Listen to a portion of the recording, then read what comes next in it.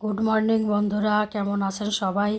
দেখুন, এই ছাদ বাগানে একটা রজনীগন্ধার স্টিক আমি লাগিয়েছিলাম গত বছর, কিন্তু ফুল হয়নি। এই বছরে একটা স্টিকে ফুল এসেছে। দেখুন, একটা স্টিক কিন্তু ফুলে ভরা। এত সুন্দর সেন্টটা, একদম গন্ধটা মোমো করছে। এটাই হচ্ছে মনের একটা অনাবিল আনন্দ পাওয়া যায়, যা নিজের হাতে লাগালে যদি এরকম ফলে ভরে থাকে। দেখুন কত ভালো লাগছে, এত সুন্দর সেন্টটা। আপনারাও এভাবে লাগাবেন, দেখবেন কতটা ভালো লাগে।